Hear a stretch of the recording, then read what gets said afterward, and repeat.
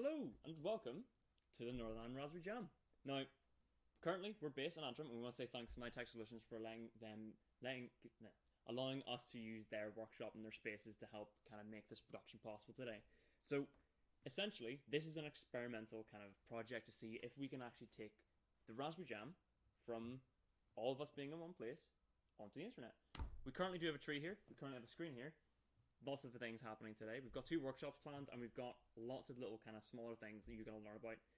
And hopefully, everything should go very smoothly. We want to hear all the feedback, or any feedback at all that you have in the comments. If you have any questions, fire them in the comments. If you have any issues at all, fire them in the comments.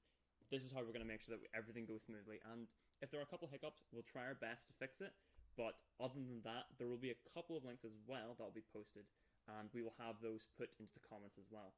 We recommend that you have just an extra kind of device that you're kind of, well, if you're watching on like a TV screen or watching on a computer, we recommend you have another device like a tablet or maybe another computer just to take part in the workshop so you can watch us alongside the actual stream and work on the workshop content.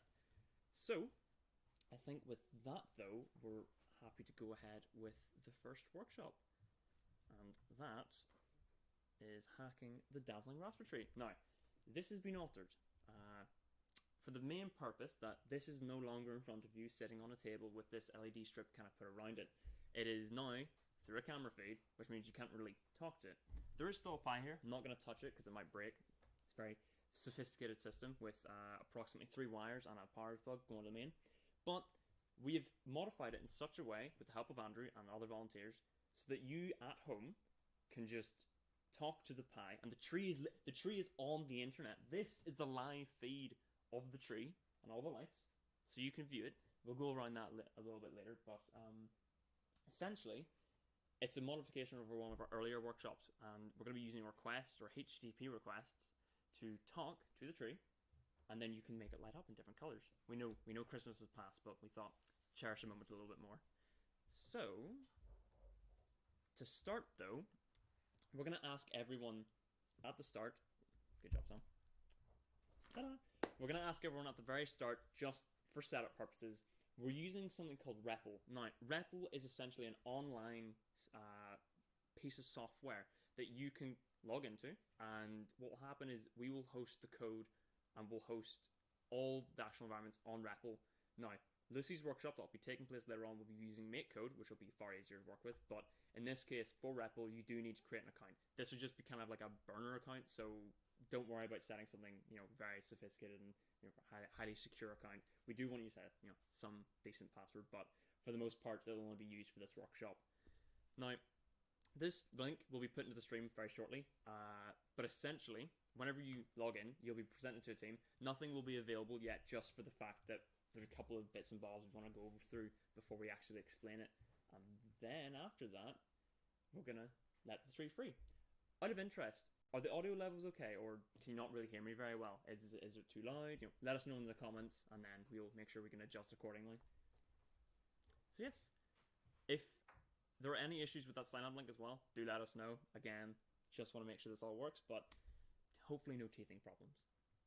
Now, I mentioned before a HTTP request. This is a bit of the boring bit at the start of the workshop, but it will make sense later on.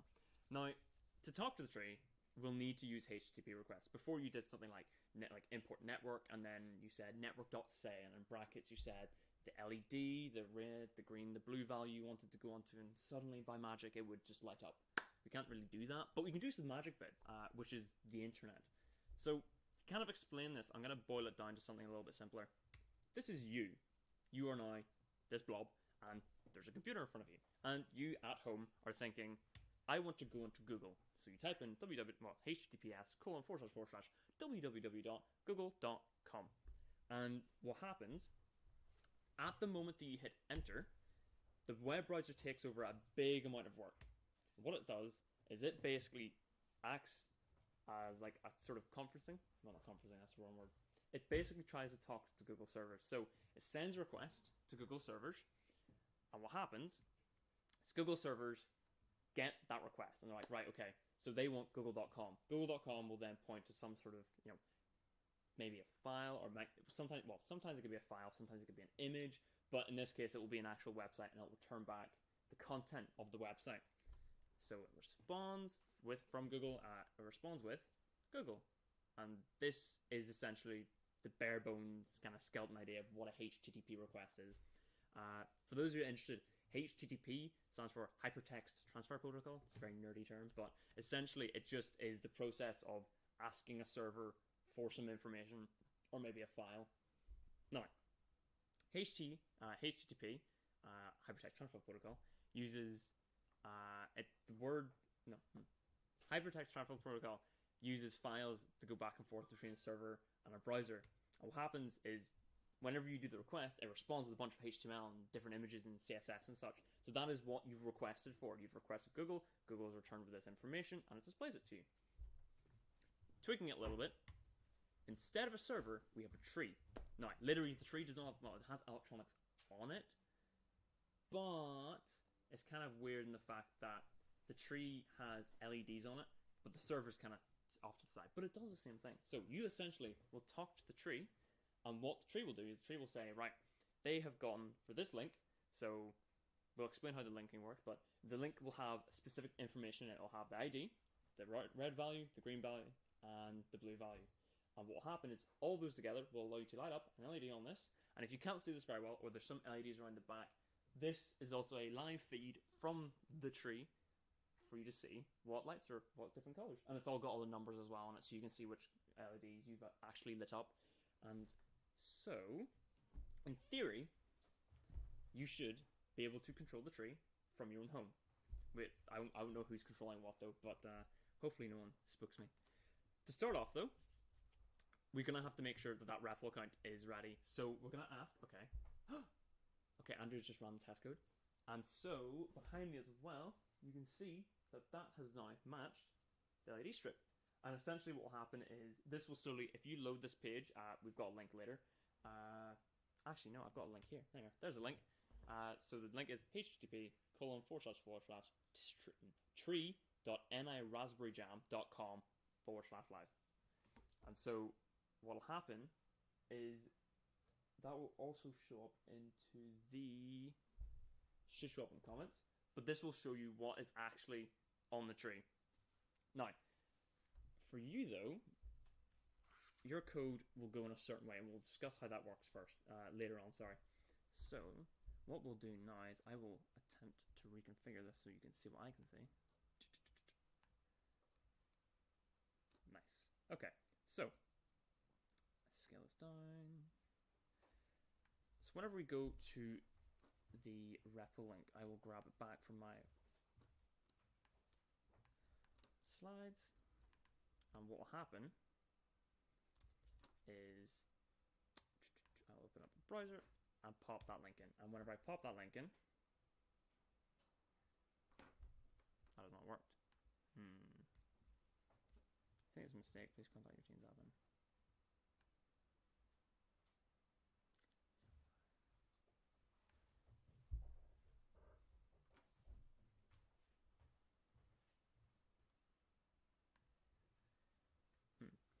In that case, what I'll do for now is I will show you an example.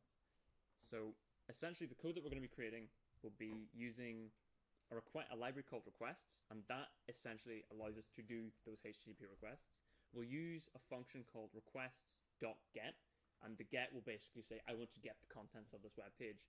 Now whenever you get the contents, obviously the server will need to look for it, so this has been designed in such a way to know whenever you've tried to look for an LED on this to try and set it. And so we've got variables here. An LED ID, red, green, and blue values, and all those put together, so then we can join it all and put it into one final kind of request. Now, another thing to make note is that the actual requests, if they fail or anything goes wrong, you won't see that up on here. So if you do see certain things going wrong, or potentially the wrong, well, everything should sync up, but just in case. If anything goes wrong, it should let you know if you try and open it, and it should tell you in the console. But I think...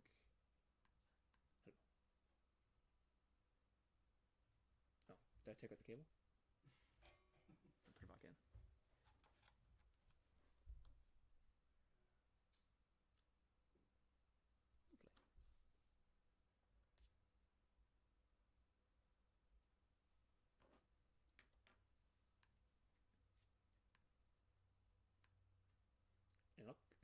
Okay, so no, it's telling me that invite link is wrong for REPL. Okay, so Andrew, I think, has popped that into the chat, so that's all good and groovy. And what I will do then is I will steal that link by going to the stream, and unfortunately, I will have to look at my. Where is it? Perfect. Okay. So I will set a user, and thankfully my Mac has given me a password. Lovely. So I'll sign up, and ta-da, I'm now in the team. And so hopefully, as you kind of filter in, this will fill up, and then what we can do is from here. The reason that you sign up is that we can see your code. We're not going to edit or mess about with it, but if you have any issues, put your username, and it should be in the top right hand corner, roughly around here.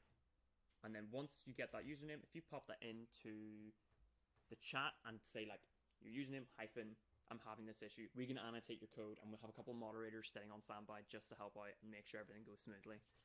And I think I can then publish this REPL, which allows me to. Ooh, will this work? Uh-oh. That is a feature. So, if I quickly stop sharing my screen. What did it go for? Oh, it's gone. Oh, it's published. So I refresh. Okay, so I've now refreshed, and down below that you can see, under team projects, you have hacking the trees over the internet. And someone has put a green request through. Okay, so I'll hit the title, and what will happen is it will show me this web page, and what will happen is if I drag them to the side just to kind of hide the files because we don't need them, this will have a bit of just a couple of filler comments just to remind you that if you have any questions, pop them in the comments. But we also have the shell on the right hand side of the console, and so we can actually type in different Python commands here, just like the one on what was called idle. So whenever you put in like terminal, you went sudo idle 3 ampersand or something like that. It's exactly the same thing. So I can print hello world, and it prints hello world. So that's just essentially output from whatever scripts you run. To start off though, for this to work, we obviously need to import requests. So if you use step by step, I'll go through each point and I'll kind of explain what we're doing. But initially, for this all to work, Python needs to know that it's using requests. So first of all, we'll import requests, and then as an introduction, what I'll do is to show kind of how they kind of work with the previous kind of diagram of how you request Google for a web page and it spits back a bunch of information. If you were to do this is just as an example, requests.get, and you're to put in something like https google www, and then you would set, if you were to print that, it wouldn't come out with very much. It would probably just say it's 200 or something like that, which is selling you 200. So that means 200 basically means it's good request, everything was fine and went successfully. But if I do .content, a little feature that'll happen is it'll spit out a bunch of text, and that is the literal web page of Google that you would see there. But instead, because you've told it to print it all, it's just spammed out in the console. What we want to do though is we want to use a custom link. So I will cut this all out. And initially we're going to set up our variables and such, so that custom link will come in later on. But to start off, we're going to use a couple of variables. And oh my gosh, Jack has joined my thing. Hello Jack, hope you're doing well. And what will happen is we'll have variables, and these variables will have the ID, the brightness of the red LED, the brightness of the green LED, and the brightness of the blue LED. And all together, we can post that, or we can get that as a request and tell the tree to go different colors. Now, initially, I did have an example where it put up my name, but Andrew then, through changing the orientation of the table, he now broke that, so it just comes like random pixels, so it does, unfortunately. But good in practice, and as long as it worked, well, initially. So what I will do though is to start off, we will create a couple of variables. So LED underscore ID, and for my example, I will use LED so you can see it 67. Now, don't use 67 because then I won't know if mine's working or not. But and also you won't know if yours is working. Set a random number between 0 and, just to make sure nothing goes wrong, 200. Just 0 and 200. And all in the meantime, no one picks like the same number of it. So if no one picks the same number, it should all be fine. But essentially, we're going to use that LED. So mine is 67. So 67 is on the screen, but it's currently black. I will type in a new variable, and I'll say red. And let's say I want mine to be... If I want my LED to be red, actually, I'll set my red value to 255, green brightness to 0, and blue brightness to 0.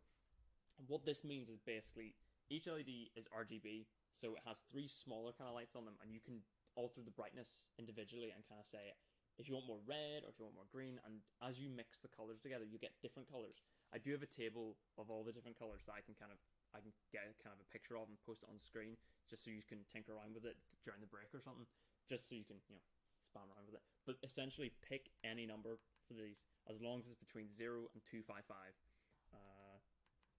And for example, well, for my case, I wanted red, so I put 100%. I put 255, or the maximum brightness for red, and then 0 for green and blue. And so that should give me red. Now, once you've got your variables, the variables all together will give you the actual structure of the link. And an idea, kind of a way of thinking about it is, if I go to the slide deck, it's kind of like this. So there's a URL, which is http://tree.nraspeljam.com/LED. Now this is different from the live link, but whenever you put /LED, what you'll do is you'll follow that on with your different pieces of information. The first one obviously being the ID, the next one being the red value, the next one being the green value, and the next one being the blue value. I think I've done this the wrong way around. No, I haven't, thankfully. And just to make sure again, between 0 and 255 for the actual color values, just to make sure, because any other ones outside that I don't think will work, but I'm sure we've tested this. I'm sure it's all been tested. So that's the kind of structure we're going to follow. So what I'll do is I will go back and I'll do requests.get. Now, initially we can obviously, like, you could obviously just throw in a URL and say, I want this, like, tree.nraspeljam.com/LED / and then a random number, maybe like, well, maybe 67, and then / 255 / 0 / 0. That in itself, as a full string, will always work, but it will always do the same thing. And to kind of make this a little bit easier for you, and to make sure you don't have to keep messing around with the actual request.get line, we're going to use something called f-strings. Now, f-strings are a bit weird, but they're very cool. In essence, you kind of like shove your variable in the middle of a string, and that string could be, well, I don't know if there's any character limit as such, but it could be like, you know, really long. And let's say you've got like an email, you know, template or something. You just shove variables like first name, and you put in like company name at the end or something like that. That all can become one big string, and that allows you to template it essentially. So in our case, we will have our string. Now, for those who remember, strings start and end in double quotes, which is bare bones. It's understandable, but f strings, well, they obviously use, you know, the double quotes. But what we put in front of them, though, is an F. It's literally just put the character F, and suddenly it will work. It's a magical feature. So I could just print. Actually, I'll do an example with printing. So I will quickly comment that out. Nicely done. So I could print, and I could go hello. So if I print and go hello, that'll print out hello in the console. I don't know what. Oh, huzzah! There's my hello.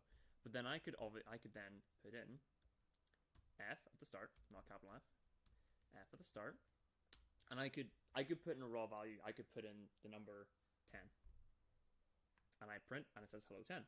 Now, putting hello 10 is completely useless because it's not really something that changes. It's not a variable, and there's no real point of using f strings. But what you'll notice as well is that around the 10, or around even if I wanted to put LED ID, there is an opening and a closing curly bracket. And what you do is for each variable that you have, you'll have an opening curly bracket, the variable name with the information that you want to print, and a closing curly bracket.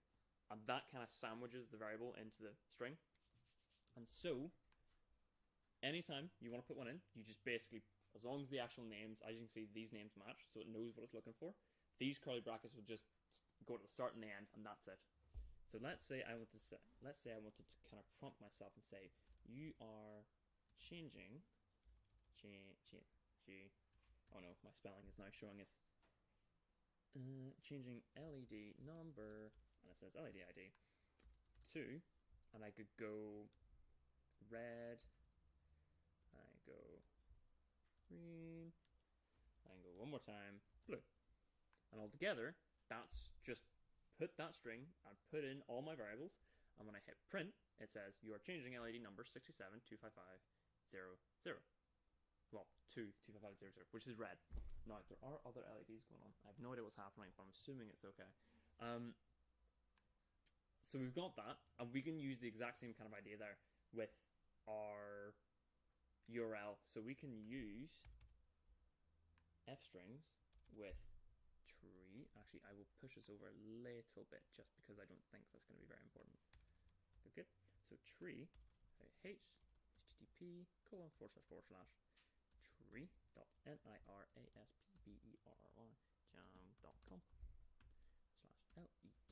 And then at this point, for this part, you have the URL, and then for us controlling the LEDs, we put that part at the end, and we will put in curly brackets. First of all, first thing that goes on is the LED ID to tell the tree what LED you're actually wanting to change. So in my case, I have my variable set up here, which is,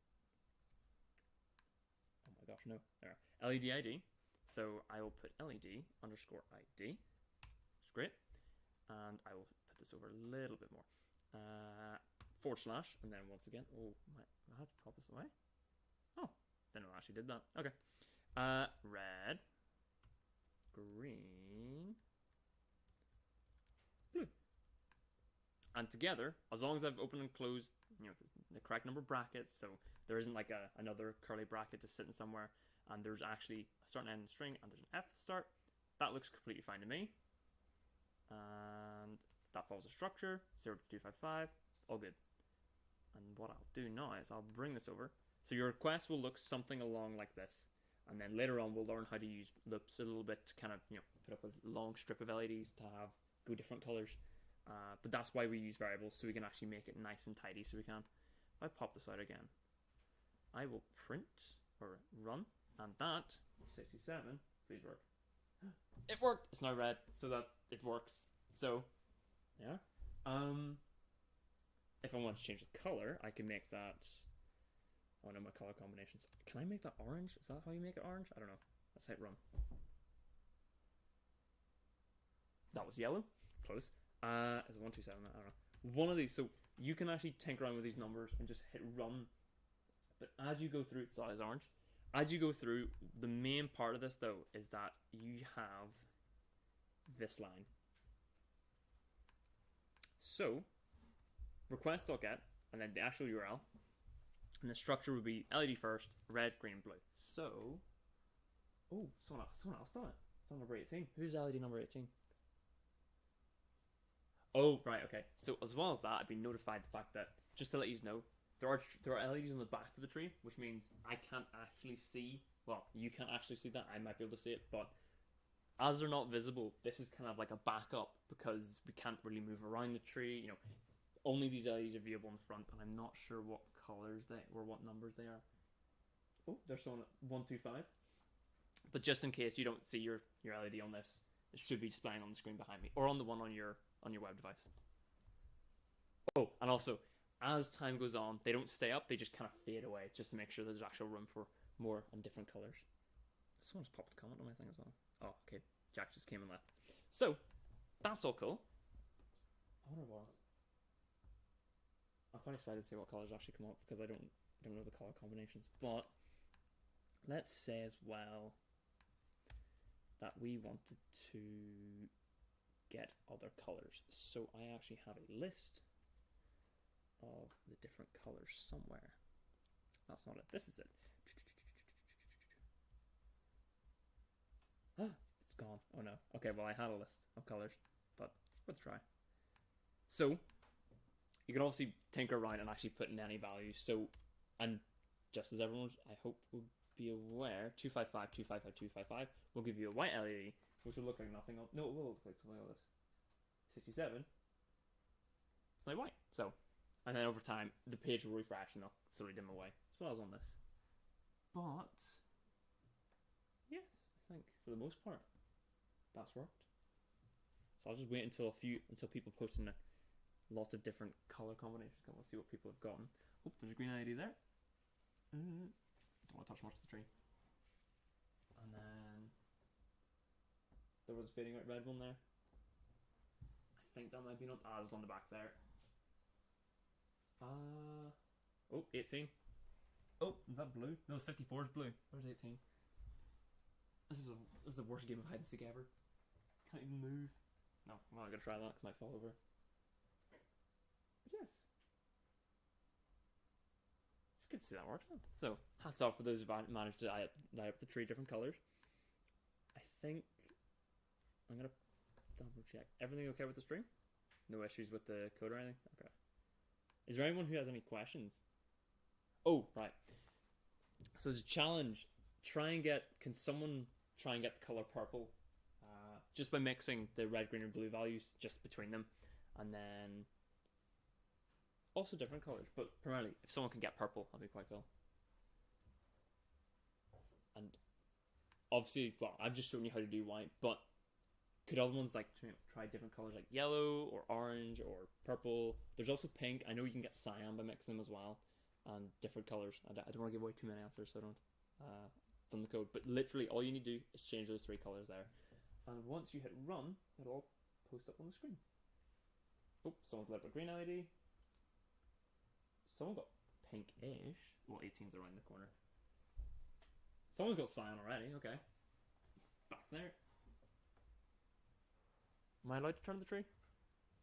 Okay. I've been given approval by the. Oh, there's green there. Oh, that.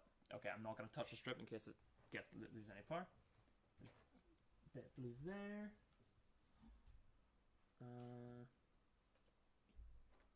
So, just to give you a couple of challenges, though, I'll pop them into the chat as well.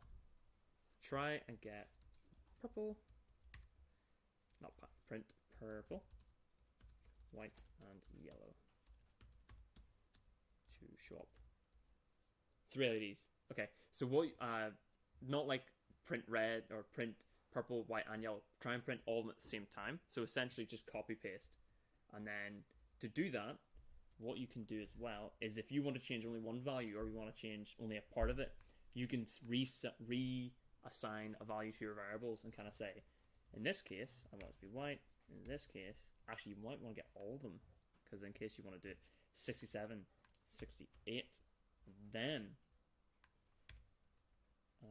actually, it might be quite nice to do, 67, 68, and then 69, and then following one from another, and then having your different colors come up. So literally just copy paste and see how you get on. And just to make it more efficient, later on we will learn how to use loops and just kind of go through a bunch of LEDs. Although we're very terrified in case someone like lights the entire strip up or something like that. I see a couple of purples, different shades. Oh, so live in 3 minutes. Okay.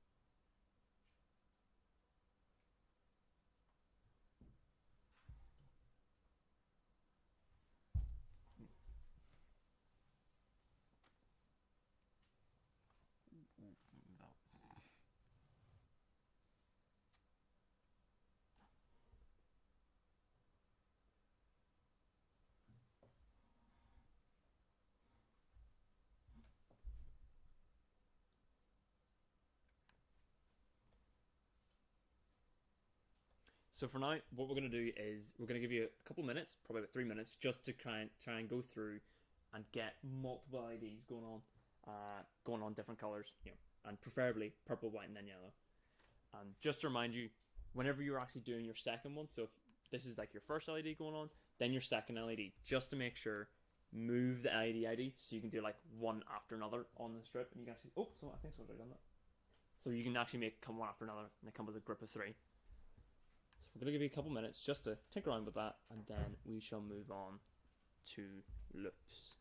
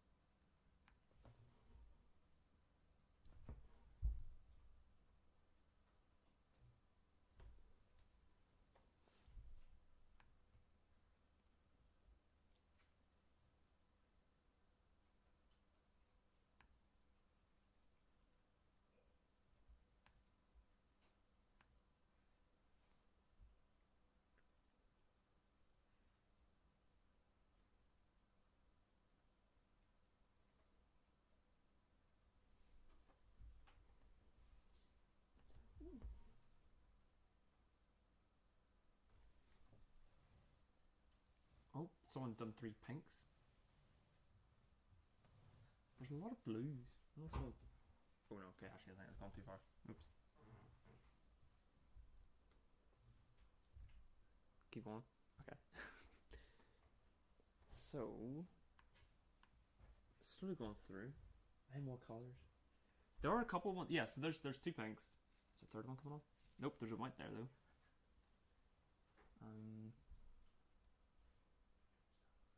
Is there a couple of whites? Oh, I know. I know my code does white in 3, which I think. Boop, there. So there's my code. Oh, someone's done one right here.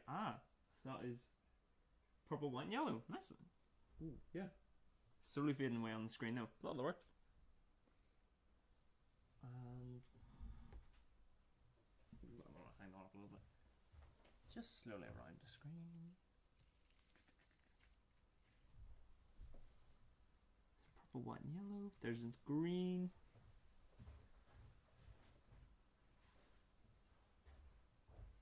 Hopefully you're getting the hang of this. And then, yep, there's again. LEDs 18, 19, and 20. Nicely done. But for now, seeing that you've got the hang of this, we're going to move on a little bit. And what we're going to do is we're going to make it a little bit more efficient. Instead of actually copy pasting your code and actually doing the whole kind of changing of all the variables each time, we're going to use what's called a loop. So I wouldn't recommend delete all your code, but just for the sake of we need more space, I will delete mine. But after your code from the top, if you want to skip a few lines, and we're going to do a for loop. Now, essentially, a for loop will allow you to look through a number of iterations. So you run the code a number of times that you've set before. So what we'll do is we'll use for, and then we'll give like our index, which is the current count of the current count in the loop that we're at. So if we run it 3 times, the last loop would be the index would be 3.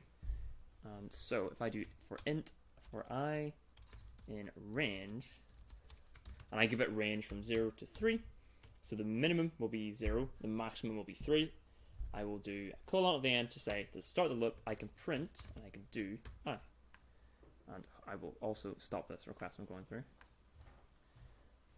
But I will move this back and I'll hit run.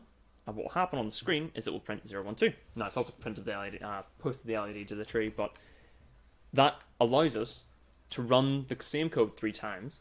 And what we can do here is we can put our loop we can put in our loop the request to say I want to get the LED, but you can also tell it to move LED, to move to a different LED as it goes on through. So you can make them all go the same color and just kind of make your way up the tree. So we recommend you well, maybe don't do 200 or something like that. Maybe like 0 to 7. So we'll do it 7 times. I copy my code there. I paste it in here. I'm now running the request I'll get 7 times, and I will put. Now, if I do this by itself, what will happen is it will light to this LED. Yep. So that LED will only light, and it is happening 7 times, although you can't see it. But that doesn't really make any difference. So what we need to do is we need to tell the LED ID to go up each time. So what we'll do is we will say at the end of the loop, we can do LED underscore ID plus equal, well, this isn't really a short way to do it, but you can do LED ID is equal to LED ID plus 1. And you can shorten that down to do LED ID plus plus, but for simplicity and to show you what is actually happening, if you set it to itself, then increment it by 1. And what will happen is if I run this, someone's taking my LED. Oh, they are. So that's 4, 7. Someone did nick mine. Whoever did the blue LED, I'm very sorry, but I shall move mine a little bit up. I'll move it to 70, just for use. And then, so from 70, oh, someone's already got purple. Oh, I thought it was going to be another color come through. I'll change my color to be green then. Green. And I'll hit run. And whoop, so that'll go up green along there. There's another purple over there. Oh, there's a pink around the back. There you are. At least you're making good use of the tree. And as you go round, people are actually chaining onto them different colors. And so, obviously, you can run a loop once and then you could, just as before, if you, instead of doing request.get, and then changing all the variables and doing request.get and then changing all the variables, you could do for int I, for I in range, and then that for loop, copy that, go below and paste that, and all you need to do to change the color is just change the red, green, blue values. Now, obviously if I change this to 1 to 8, let's give it 0 actually. I don't know what color this will produce, but we'll find out. And obviously I could move the position of where the LEDs are going to come up. Someone has done an entire wraparound, but I think it stopped. And as you see on the screen, big massive rows, it's pink. I can change the ID, so I can, obviously, but I want to overwrite the current. I want to reuse the LEDs that I've used initially, so I do from 70 and I hit run. That should change the color initially. So from here, or 70's over there, it was green and then cyan. I think that was mine. I hope it was mine. See? And you can kind of daisy chain them on one on another. There's also, obviously, you can make it randomly sparkle and such. There's loads of different things you could do. But, just as a wee ending point, if you want to kind of decorate the tree and just make it flash like crazy, I will reposition the LEDs, and hopefully they will not. Hopefully, this doesn't fall over.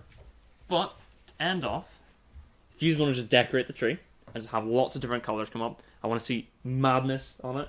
Now, obviously, if you... Oh, someone's already done madness. Oh no. I spoke too soon. There's a stream of white LEDs, now green LEDs. Oh yeah, someone's making... At least she's making good use of this. Oh, it's yellow. Whoops. There. Oh, someone really is. Okay, this is like at least 100 LEDs long. Well, spoke too soon. But if you basically go mad at this, I'll also do that because let's see what happens. But as you put in your LED changes, it will overwrite the previous one. So if you light these LEDs red and someone else lights this half blue, the blue one will come up because it's after. But in essence, you should all be able to see your LEDs on there. And that's the wrong. Paste my fork up again. Okay, so all in all, so we have a couple minutes left of this workshop, but we're going to leave the tree up And essentially, we'll be back at 2 p.m. And for that, well, from 2 p.m., we'll have the game making workshop with Lucy on MakeCode, and hopefully it should be a little bit easier than this, but the tree will then disappear at that point, maybe. But yeah, hope you enjoyed the workshop. Hope it went successfully. If you have any questions, if you're kind of interested in tinker around with this, do have a wee play at it. Unfortunately, after the actual actual event, the tree I think will be going offline because essentially this tree is on the internet, and we're very scared that someone's gonna go a bit too crazy on it, and then I don't know, it's gonna blow up or something. But we'll be available in the comments just if you need any help or if there's any issues at all. Once again, get the username in the top left hand corner. So up here, you have your username. Get your username and pop that into the comments and say what you have an issue with, and we will come on and we will be able to help you. And someone lose. Yes. Other than that, oh my gosh. Okay. Enjoy the train. Hope it worked out for you. Thank you.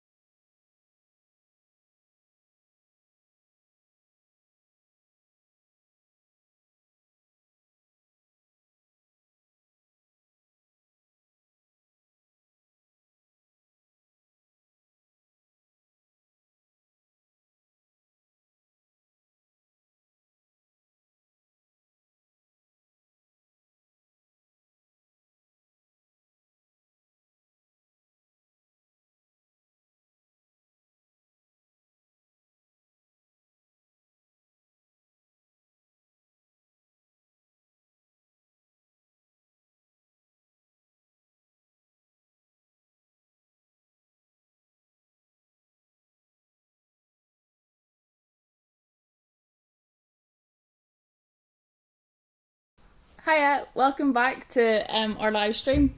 Thank you for sticking around. I hope you enjoyed the first half with Sam hacking the Dazzling Raspberry Tree. The next part that we're going to do is a bit more simple, but we can't help with your code. So you'll be encouraged to ask loads of questions in the YouTube comments, because that's the only way that we're able to help you. So the next workshop that we're going to move on to is MakeCode Arcade Maze, or game design with MakeCode Arcade. And it's like the other MakeCode versions that we've used at the Jam in the past. So we've used MakeCode with the microbits and with the circuit playgrounds, especially if you've done the Hacking Unicorn Horns workshop, or the one that we did at our last live stream, which was also to do with Program the Circuit Playground. So this worksheet that I've built, it's going to be put up on screen now, but also there'll be a link put into the YouTube, like the live stream comments.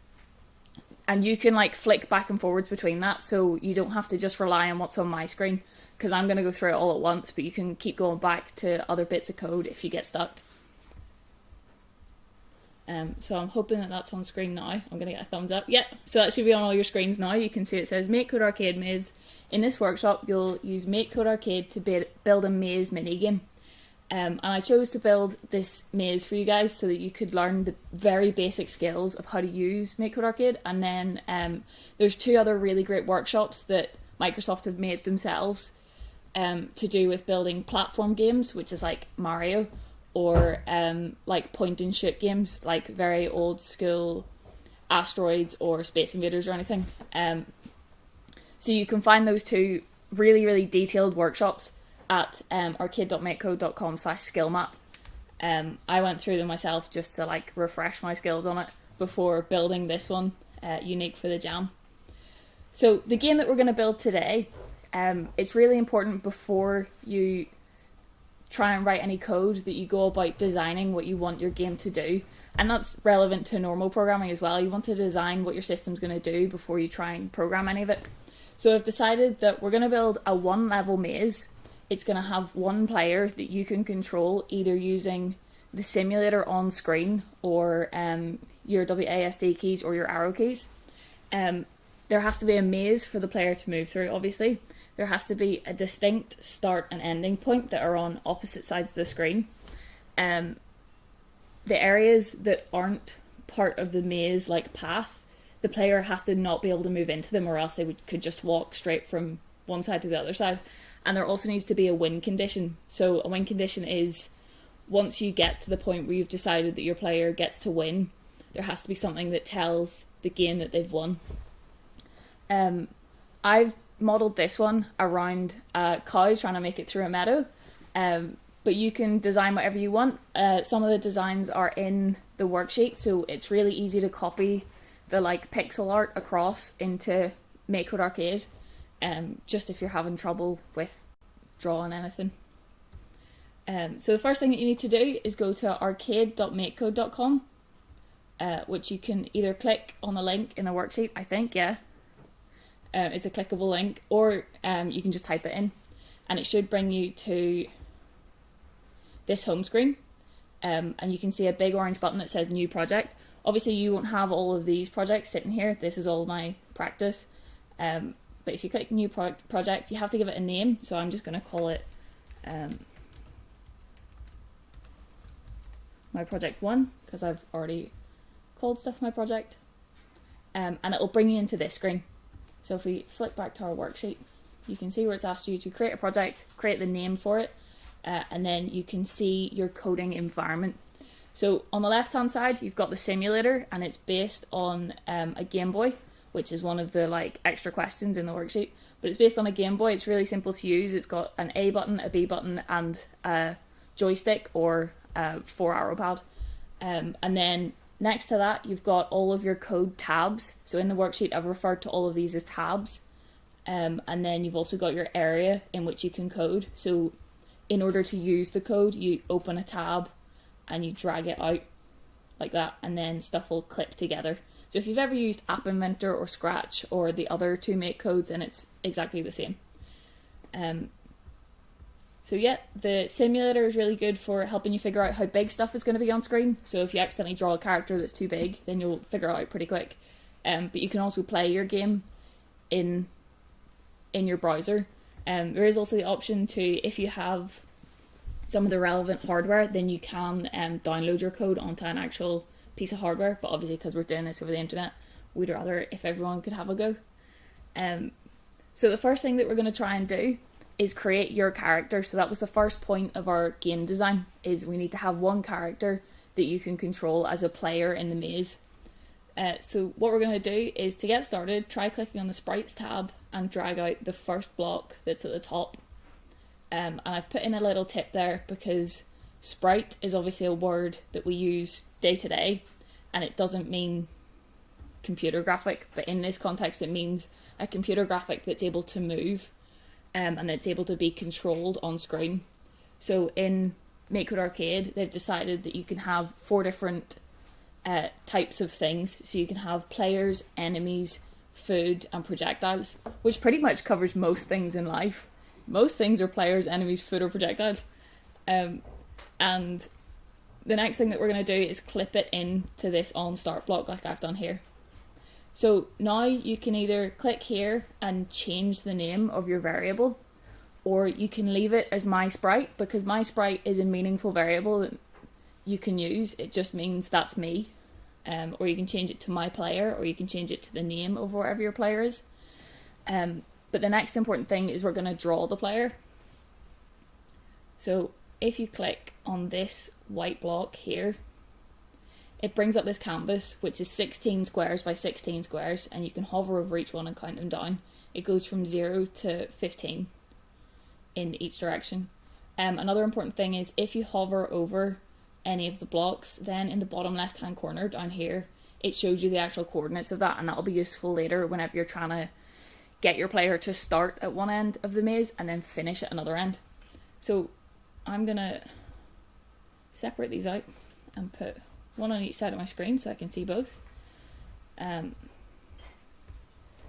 I'm gonna really carefully use the trackpad.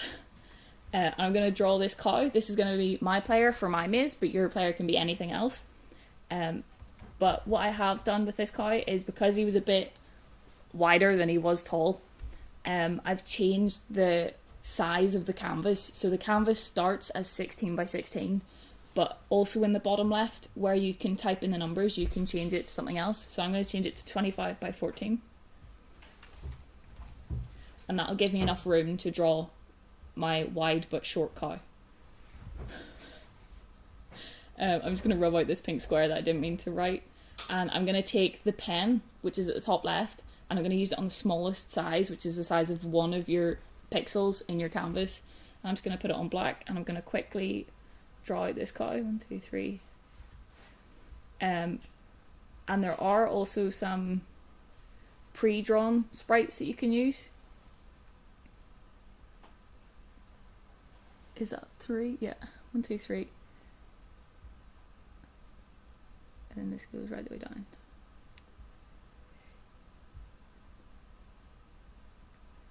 So I'd love to see if you put in the comments what theme you're going to make your maze and what your main character is going to be.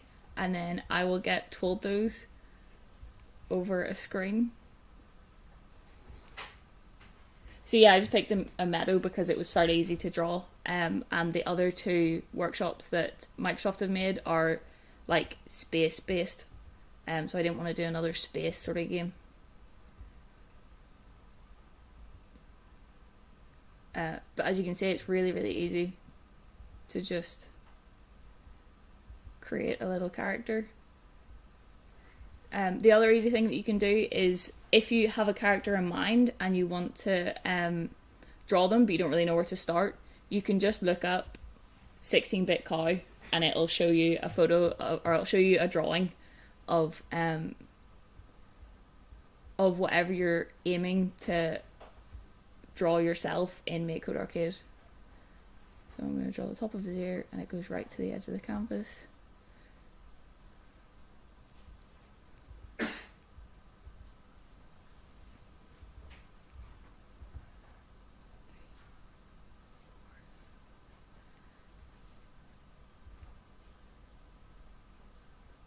I hope I'm getting all my dimensions right.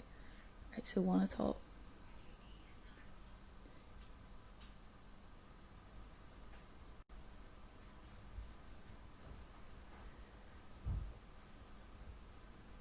Has anyone put in the comments what they're...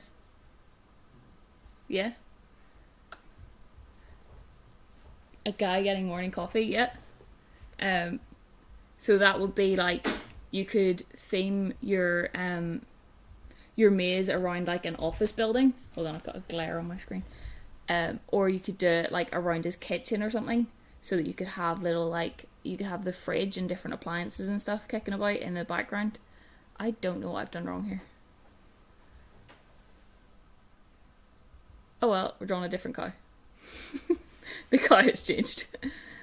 And this cow has a spot because he's called Spot. Or she is called Spot. Someone else is typing something. Catch the chicken. Okay, so also farmyard based. I need to change my colour back to black. And then draw his face in. I can hear him typing again. Man stuck in a dungeon. Yeah, so you've probably caught on that there's some automatic tiles and sprites that you can use. One of those themes of tiles that you can use is dungeon. There's also forest and sort of meadow, which is what I'm going to use. So now we're nearly ready to give our wee cow a face.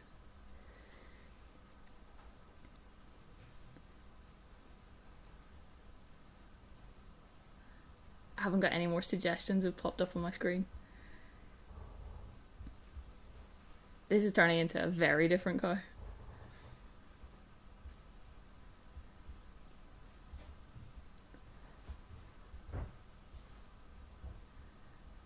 Maybe a bit shorter.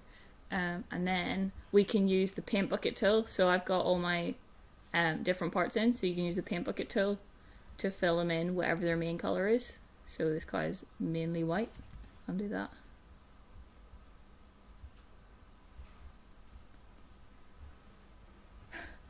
We've also got pirates as one of your games, and then also cute little piggy has apparently been decided upon.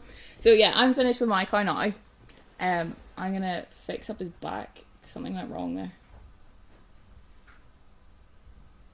Slightly better. Okay. It's not the exact same, but it doesn't really matter because it gets shrunk down so much anyway that you can barely see it. You can barely see any of the differences. So now that I've done that, and I don't need to draw anymore, I'm going to open it back up to full screen.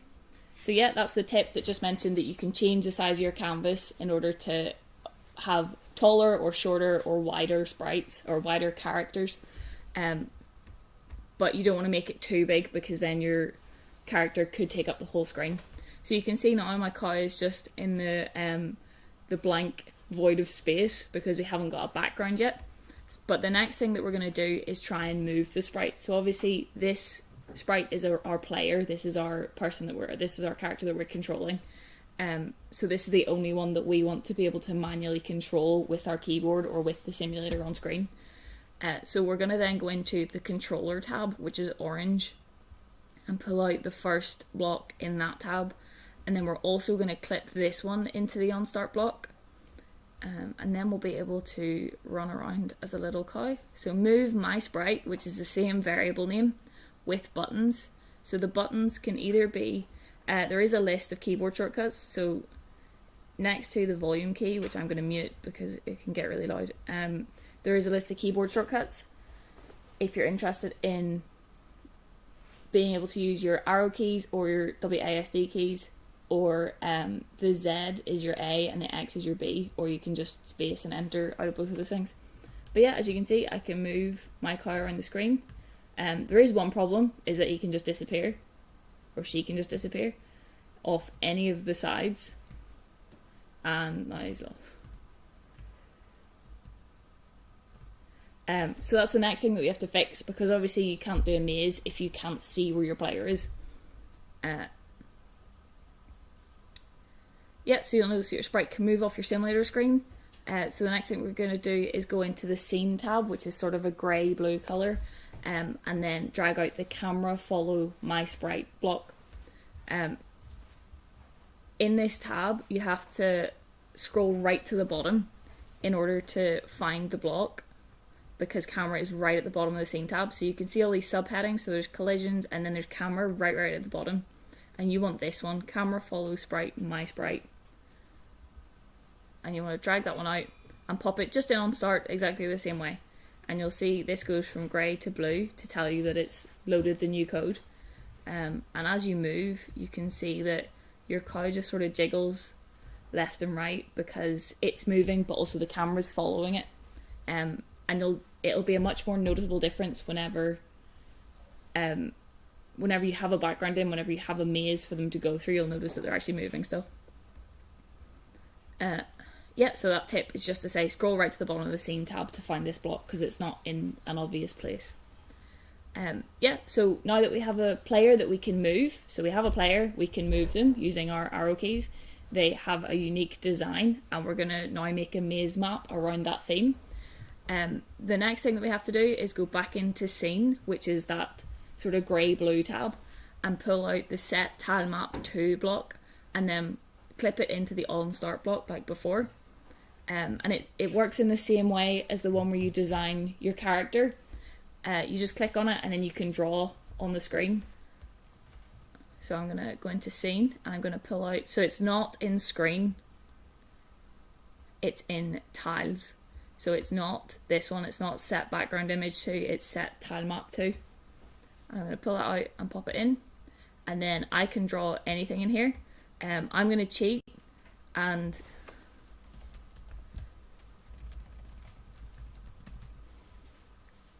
arcade.makecode. I don't want it to switch to that tab. I'm going to cheat and just copy the maze that I drew before. But it'll also teach you how you can copy and paste stuff. So there is a point to this. So I can just click on that, and then this is the maze that I've drawn before. Oh, and I'm going to click on this tool, which is the select tool, and I can click on the top right corner and drag it, or top left corner, and drag it down, and then just do Control C, which is the normal copy, and then after this loads I can just paste that in. And that's me cheating just because I'm on live. But I am going to give you some time to make your own maze because obviously I did that really quickly, and I'm just going to explain how I designed this. So in the bottom left hand side, this wasn't in the other designer whenever we made our player. There is a gallery of tiles, so it says gallery, and then you can click on this arrow to look through the forest tiles, the aquatic tiles, the dungeon tiles, which will be useful for your escape from the dungeon minigame. And then there's just a miscellaneous of different things that you would expect to find in games, treasure chests and stuff. So I used the forest one because it has a lot of sort of meta-y stuff that you can use. And I used this sort of green edged, it's sort of got grass at the edge and then it's got pebbles. I use that for the main path. So you can see how that fits into a corner because the top and the left of it is green. And then because you've got a 9x9 block of all of these, you've got a middle piece and you have all of the pieces that are required to make any edge.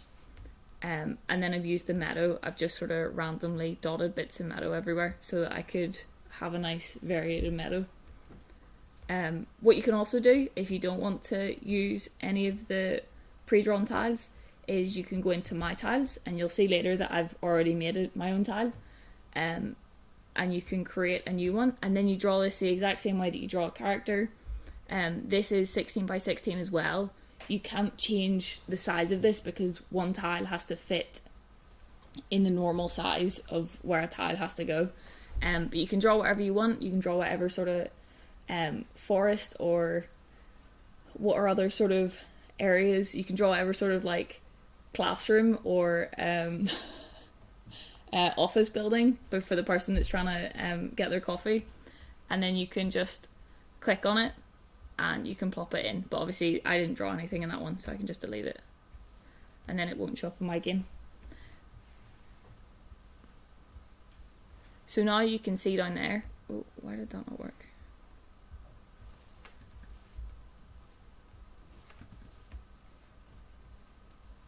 Did I not click done?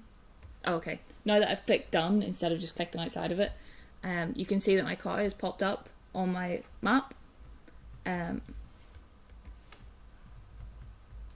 and I'm gonna, yeah.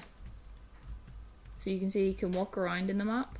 On your map, they'll be able to walk around everywhere because we haven't put the walls in yet, but there's already walls in this one. So I want my cow to start down here and then move up through the maze. So you can sort of see that the maze is coming together now. We've got a character, we've got a place for him to move through. Haha, move. And then we've got a very obvious end point right at the top left. Yeah, so someone's put a suggestion in that you could draw some cities, like a cityscape, a city skyline sort of. You could put in like, there are paved roads from the, so if you go into gallery and then go into miscellaneous, there's like roads that you can use. So you could do a car trying to make it through traffic or something, or through a motorway. You can use all these paved roads, but you could also do some sort of like buildings or something to go with it.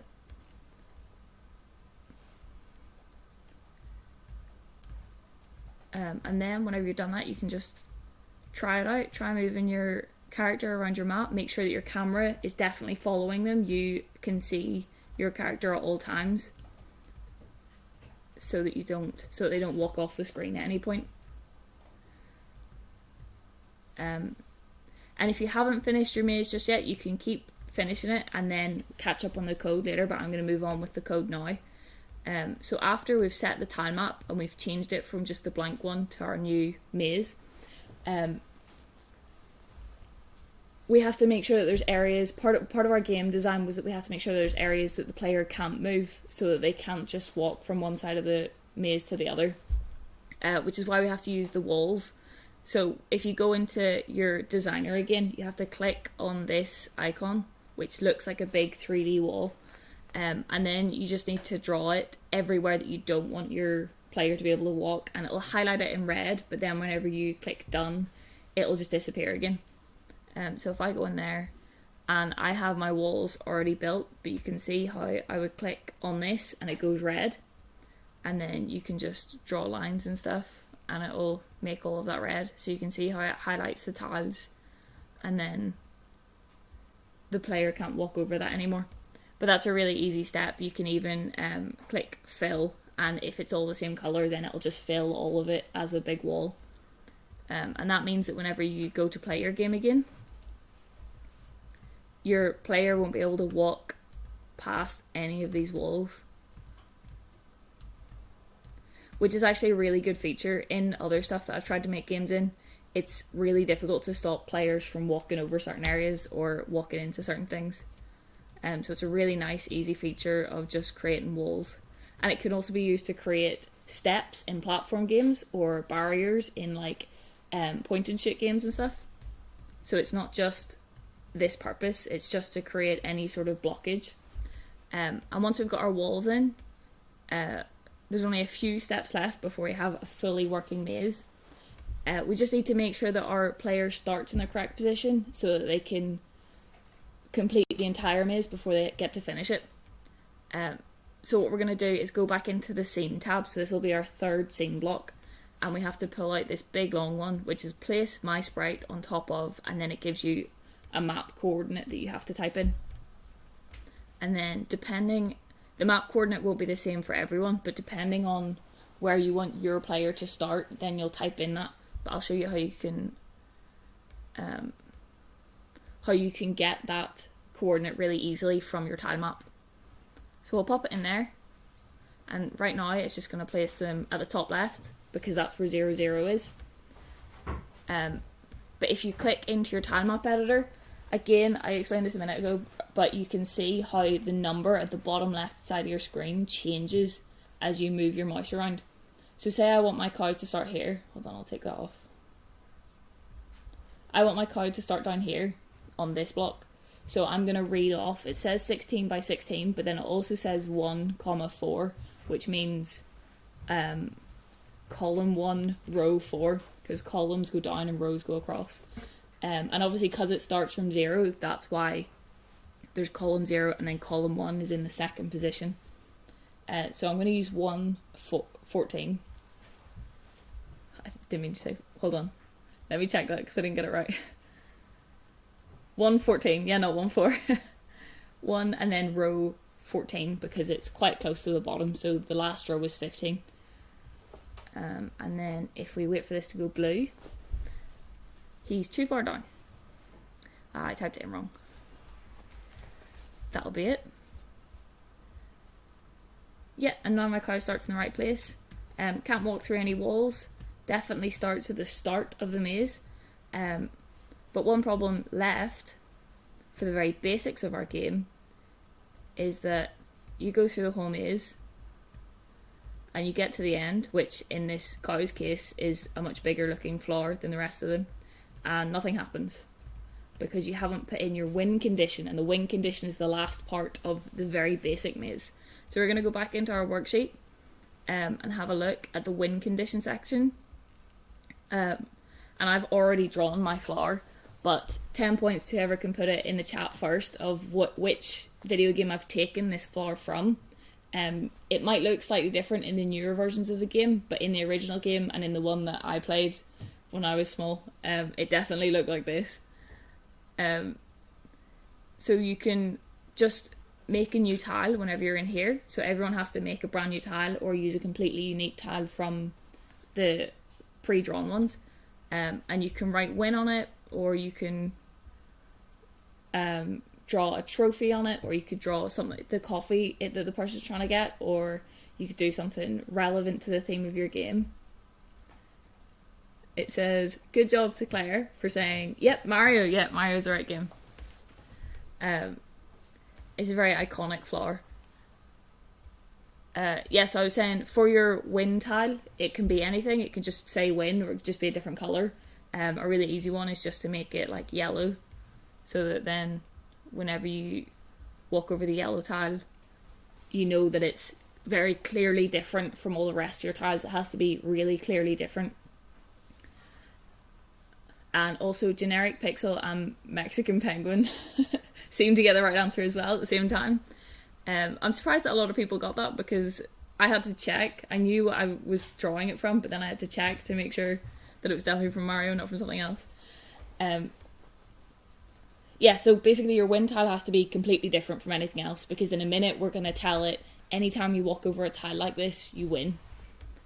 So if you've got that drawn, or if you've just got it as one solid colour, or you've written win on the tile or drawn a trophy, you now have to, if I can remember the code, open the scene tab again. Yeah, that's what it is. So this is the first block that isn't going to clip into the on start block. It's going to say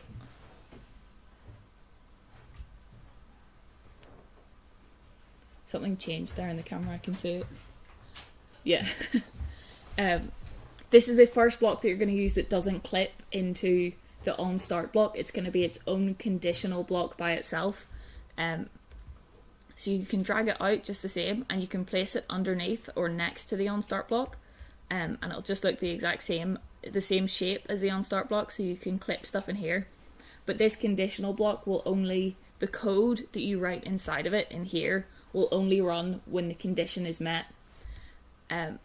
Whereas the on start block runs first thing every time you reload the game. So we're going to change this. So it says on sprite of kind player, so that's okay. This is just a generic version of whichever player you're talking about. So in a game you might have multiple players and you want it to apply to all of the players. So on sprite of kind player overlaps a certain block at location. Again, location is just the generic location. You're not specifying which location.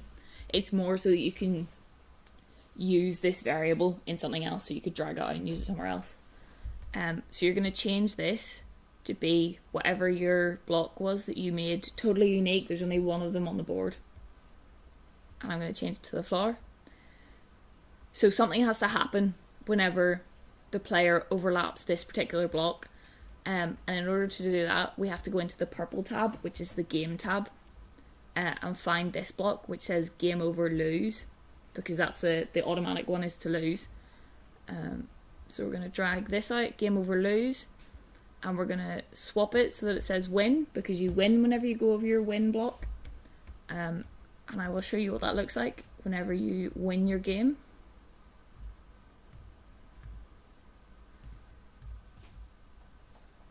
Very high stakes maze. So it says you win. It also does, it plays music, but I've turned it off because it gets quite loud. And that's great. You've built your first maze. It does have it satisfies all of the requirements of our original design, but there are some extension activities. I'll start going through the first few of them because they're not very difficult, or the first few aren't very difficult, and show you how you can introduce a countdown, how you can introduce enemies and food, how you could lose the game, and then you can think of some of your own extension activities, so you could make another level to your maze. Or I did look into trying to build walls that then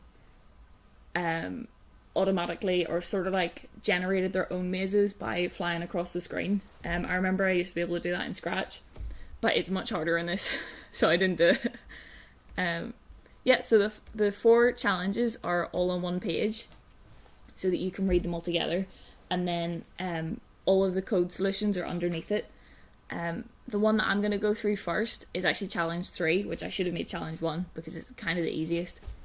But it says, how could you include a countdown clock so that the player only has 30 seconds to make it through the maze, so that whenever the countdown ends, the player loses the game, because currently the player can only win the game. And we've got a tip which says look in the info tab. So if we just look in the info tab, you've got score, life, countdown, and multiplayer. So if you have 2 players, then that's where you find all of your information about your 2 players. But I'm going to use, for this, in order to make it count down for 30 seconds and then you lose at the end of the countdown, I'm actually going to use all 3 of these blocks.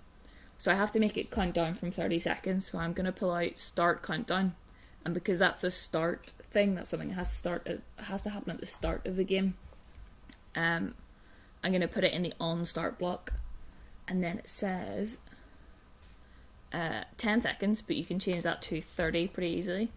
We have a question that says, can you put things in the chests? Your player could pick up a sort of power up or a food. It would be classed as a food in this, but you would say it's like treasure. And then they could carry it with them, and then it could disappear when they touch the chest, and you could imagine that they put it in the chest, but nothing can, unless you drew something in the chest. So if we go into, I think the chest is in tile map. I'll turn off the walls because it looks brown. I think it's in dungeon. So you can see you've got a closed chest and an open chest, so you could, in theory, make it change from open to closed whenever the player touches it and has and is holding, like, you can make it open if they're holding a key, or you can make it close if they're holding treasure that they want to put in it. How I would go about that, so we'll forget about my extension activities and we'll do your extension activity, because that sounds way more fun. How I would go about that is I would need a food that the player can take with them. So let's say that what the cow's like, grass, obviously. So I'm going to put a chest which is open as my win thing. And I'm going to change this to be the chest. And then I'm going to create a new sprite. And I'm going to say new variable cow food. And I'm going to set that sprite to be, I think I drew other flowers or something. Maybe not. I drew other flowers for the worksheet for my food. Oh, I drew a leaf. That's what I drew. Yeah, so I'll just, cow food will just be grass. It'll just be a little tuft of grass. This isn't going to be as good pixel art because I'm not spending a load of time on it. So yeah, we've got the bottom of the grass.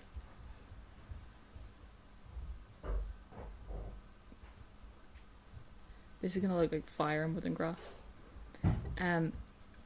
So the important thing to consider with this is breaking it down step by step into smaller problems so that you can work out individual parts. So obviously saying that you want to nutritional chest, yeah, that's a good idea. A nutritional cow chest. Nutritional treasure, yeah.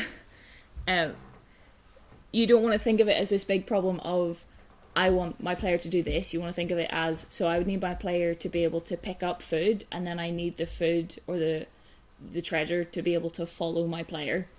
So I'm going to finish drawing this grass, and this is going to be the thing that the player follows. This is very blocky grass. I want to erase that one. I don't like that one down there. You probably also noticed that there's a very limited colour palette on Make It Arcade, so there's no dark green. This looks more like a frog than grass, but we're going to go with it.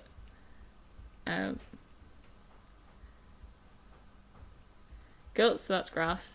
We could put a label on it if we wanted. So set cow food to sprite of the grass of kind, and then we're going to change this player to be food, so that it interacts with our player slightly differently. So now it's a food sprite, it's not a player sprite, so you can't control this. And then we're also going to set, we have to put the food sprite somewhere, so we're going to do place cow food, so we have to change this my sprite to cow food, and we're going to set it, say we're going to set it here, which is 9, 8, so it's column 9, row 8, and that's just so that it doesn't end up in the middle of the board. Place cow food on top of tile map, column 9, row 8, and then I think there's a way that you do on sprite of kind player overlaps other sprite of kind. I'm going to change this to food. Oh, I wonder if I can do food follows player.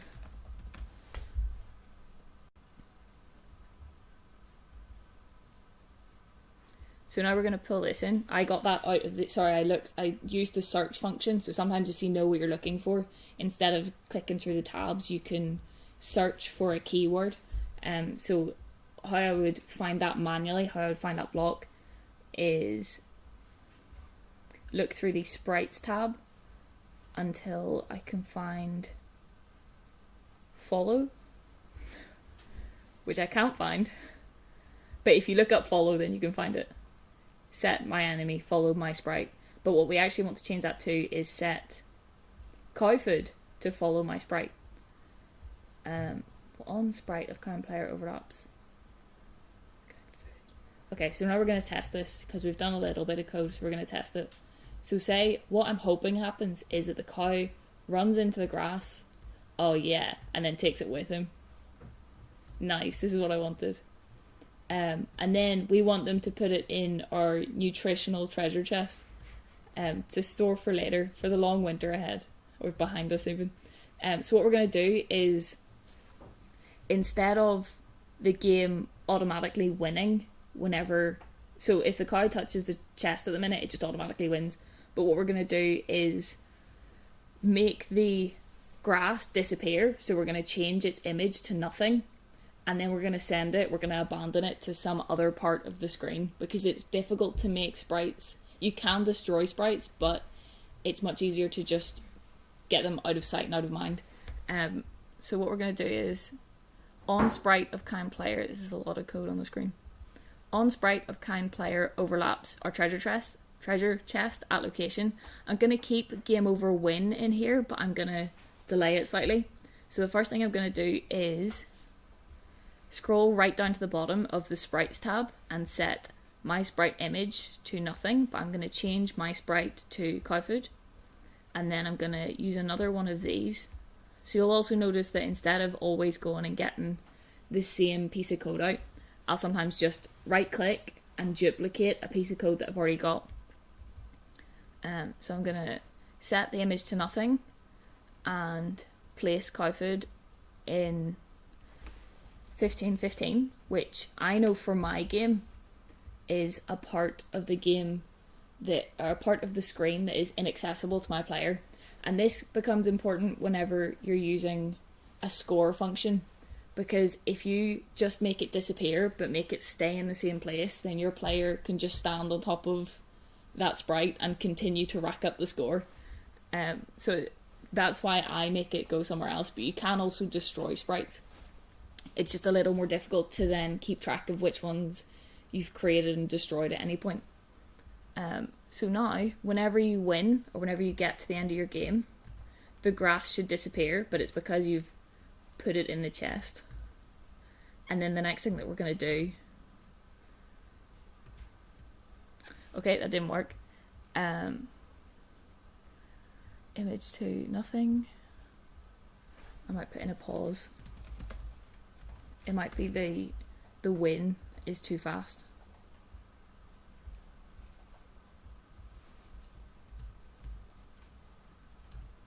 The next thing that we want to do is close the treasure chest, which we can do in the same way of changing the image of that tile.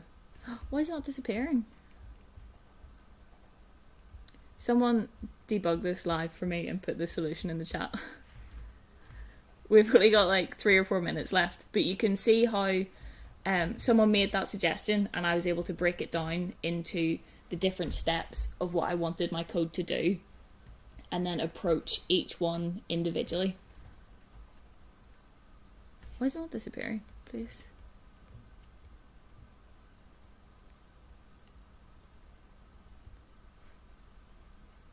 It worked before. It worked here. So here, what did I do? Oh, this isn't it. It was the one before. Let's have a look. So I did the exact same thing.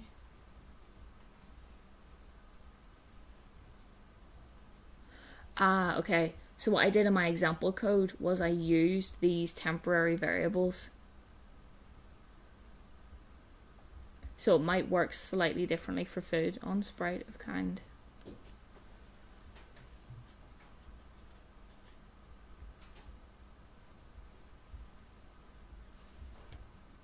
Yeah, in my example code I used whenever 2 sprites overlap, but here I'm trying to use whenever it overlaps a tile. So maybe it doesn't work quite the same. But I nearly solved your problem.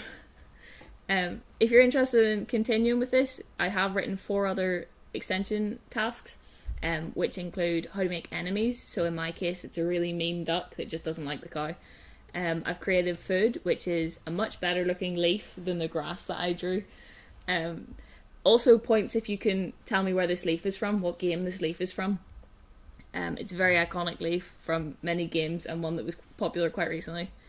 And then I got started on showing you how to do the countdown. Someone's gonna share their final game in the comments so that we can try it. Huh?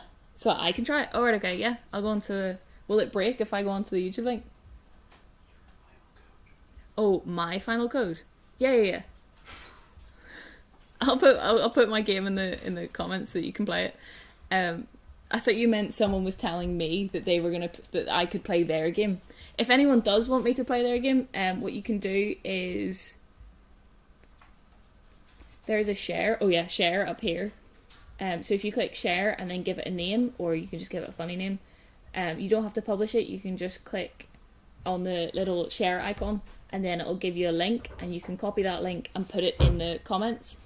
So this link, it'll just have a randomly generated set of numbers at the end. You can just copy it and put it in the comments, and then other people will be able to play it and you'll be able to see it and stuff.